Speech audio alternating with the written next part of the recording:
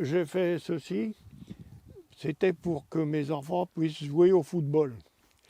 Alors, comme j'avais 2 garçons qui se suivaient, je les ai toujours, à 14 mois d'intervalle, les gamins du village venaient ici et c'est comme ça que qu'on s'est intégré. Eux, ils étaient plus intégrés que moi parce que moi, j'habitais dans un collège. Je ne sais pas si je vous l'ai dit, non? Je vous l'ai pas dit.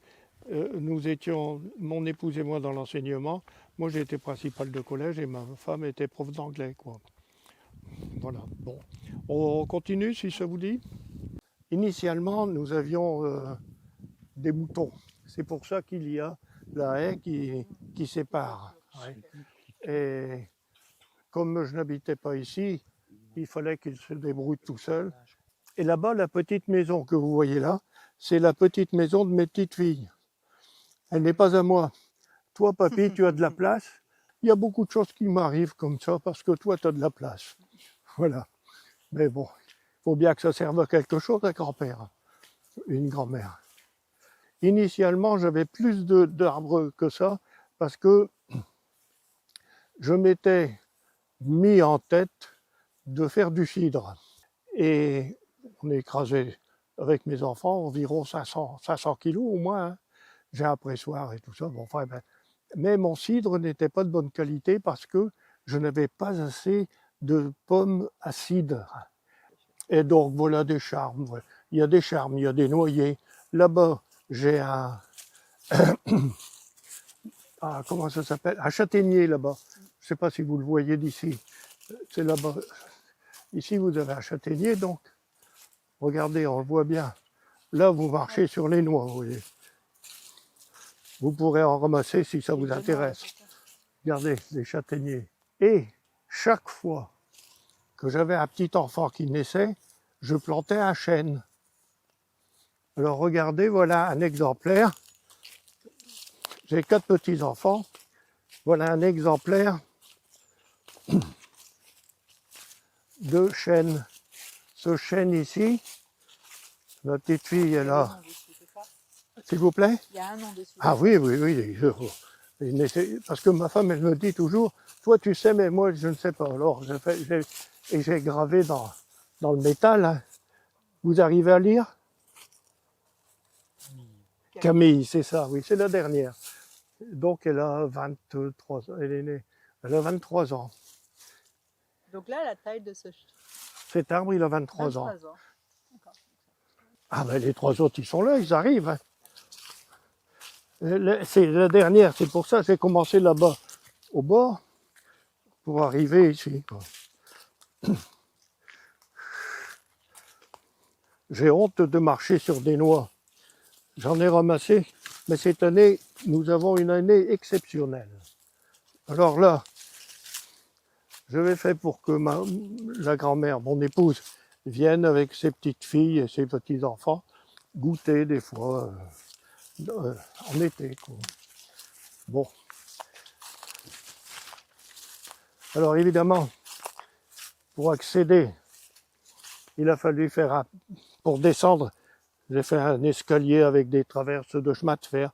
Mais de ça, il y a une trentaine d'années, donc ça commence à se dégrader. Alors ici, c'est le chêne de Margot. Je l'ai replanté plusieurs fois, il a souffert. Donc c'est écrit Margot, vous voyez. Et ici, j'en ai racheté un, et sans doute qu'il a souffert de la soif. Pourtant, toutes les semaines, je lui amenais 10 litres d'eau, mais bon. Vous voyez Hugo là, il est adjoint à la mairie d'Aulnoy. D'accord. Et là-bas, le chêne, vous voyez la forme du tronc, l'écorce n'est pas la même que les autres arbres. Vous voyez? Oui. Alors là, c'est Simon. C'est le premier que j'ai planté là. Mes petits garçons étaient plus grands. Et on n'était pas en retraite à l'époque quand ils étaient petits. Donc, les petites filles, on les a eues davantage parce qu'on avait cessé notre activité, mon épouse et moi. Quoi.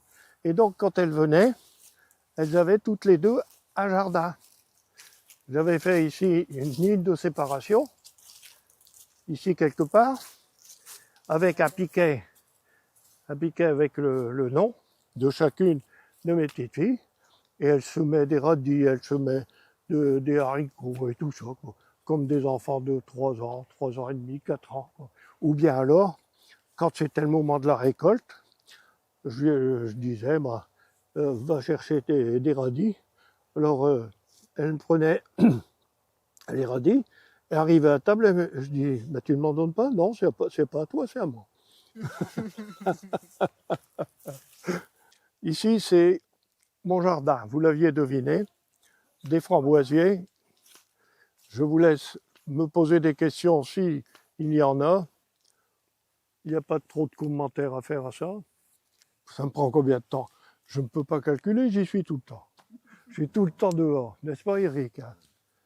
Voilà. Alors, il y a un travail qui est assez conséquent, c'est tailler les buis ici. Parce que vous êtes toujours courbé pour le tailler, et il y a 3 faces. Alors, ça c'est dur, hein. Ça dure pour les dos, quoi, pour le dos. Il y a 700 pieds de buis. 700 pieds de buis. Là, vous avez par exemple des mâches. Ce sont des plantes d'automne, de printemps, d'hiver. Et ici, vous avez des feuilles de bête. Vous voyez. Alors là, j'ai mis des radis, ça se voit. Hein, et quand je cueille les radis, après, je replante des feuilles de bête. Ici, ce sont des scaroles. Vous connaissez, vous en voulez, vous avez un jardin. Qu'est-ce qui veut des scaroles à repiquer? Personne? J'ai trouvé un vaccin, un médicament contre la mouche, contre le ver du poireau. J'ai traité avec du purin d'ortie. Et je traite mes poireaux et mes carottes d'hiver au purin d'ortie. Ça éloigne la mouche qui ne pond pas les œufs et que donc je n'ai pas le ver du poireau. On mange de la soupe tous les soirs. D'une part, et puis mes enfants, mes petits-enfants, bon, tu n'aurais pas quelque chose, tu n'aurais pas... Alors hier, ma propre fille, est venue, elle a fait le plein de légumes, elle dit, je viens faire mon marché, quoi, puis voilà. C'est pas un travail pour moi, c'est un plaisir. Je me lève, je viens ici, je bois mon café, je viens ici, et avant de repartir, me coucher, d'avant d'éteindre, je reviens. Alors ici, vous avez, c'est pas de moi l'idée, elle est de Monsieur Lamquet. Le jardin de curé, m'a-t-il dit, il faut une croix. Alors là, vous avez de la lavande qui fleurit, bon, la couleur qu'on connaît, bleu-violet. Et au-dessus, il faut des rosiers tiges qu'on appelle fées des neiges. C'est pour ça qu'elles sont toutes blanches. Alors, il y a un déséquilibre cette année parce que vous avez des rosiers qui sont plus hauts que d'autres. Régulièrement, j'enlève les plus vieux et j'en replante de plus jeunes. Ah oui, il y en a vraiment beaucoup. Du dessous, devrait avoir une belle vue, là, je pense. Mais c'est une année exceptionnelle. Je n'ai jamais eu une telle production. Il faut savoir que les kiwis, d'abord, il faut un pied mâle pour 2 pieds femelles. Et puis, quand vous plantez des kiwis, il faut attendre 4 ans pour que le premier pied vous donne un kiwi. Donc, au bout de la 5e année, vous avez des chances d'avoir 1 ou 2 kiwis. Tout ça, c'était des fleurs, ici. Vous voyez ces petites tiges qui restent là. Et évidemment, les frelons, les bourdons, les abeilles, les guêpes vont de fleur en fleur et vont fertiliser les fleurs femelles qui sont sur les 2 pieds femelles ici. À l'époque, il y a 30 ans, on ne parlait pas des kiwis comme aujourd'hui. Hein. Donc, c'était un petit peu l'inconnu. Alors, je vais chez Guéjardin, à Maubeuge, et il y avait un ancien professeur d'agriculture qui me dit, il vendait des pieds de kiwi comme ça. Mais je dis, ça pousse pas par ici. Il dit, je vous certifie que ça pousse. Donc, je dis, je vous fais confiance. Donc, j'en ai acheté 3. Un mâle et 2 femelles. Puis voilà. Mais attendez, c'est pas fini. Hein. Regardez au-dessus de votre tête là. Vous retrouvez plus de 200-300 kiwis là. Venez voir également ici là, vous allez retrouver quelque chose qui est à vous, monsieur, et que Eric m'avait amené. Alors ici, c'est mon garage. C'est un bâtiment que j'ai fait complètement moi-même, sauf l'électricité. Je suis très mauvais. Ce monument, ce meuble, s'appelle un tarare. On dit aussi vent ou vanoir. Sépare les impuretés des bons grains de blé. Il vient du moulin de Flourzy que j'ai eu en 2019.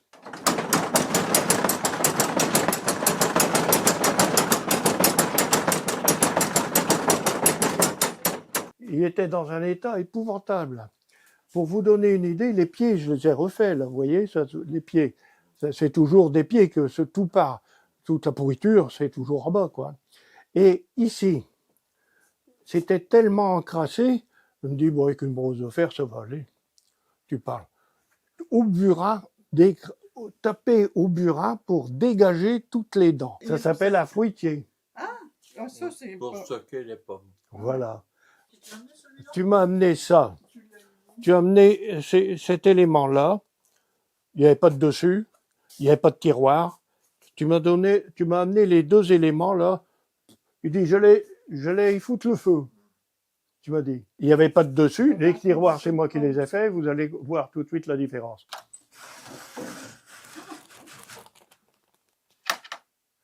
Et je marque les noms. Royal Gala. Là, je mets environ 100 kilos de pommes. Bon, là, c'est le début. D'habitude, quand je fais du jus de pomme et tout ça, ici, c'est plein, hein, plein. Et il y a des gens qui viennent m'en acheter, hein. Mais je ne peux pas jeter ça. C'était dans des caisses ici, que j'avais ramassées ici ou là. Et je me suis dit, si je laisse ça dans des caisses, quand je vais partir, ça va partir à la déchetterie. Alors donc, je les ai mis au mur. Parce qu'au mur, c'est déjà plus difficile d'aller les chercher, quoi. Il y a une chose dont j'ai horreur, c'est de jeter, de dégrader, et par respect pour nos ascendants, pour la peine qu'ils ont eue, je me fais un devoir de les réhabiliter.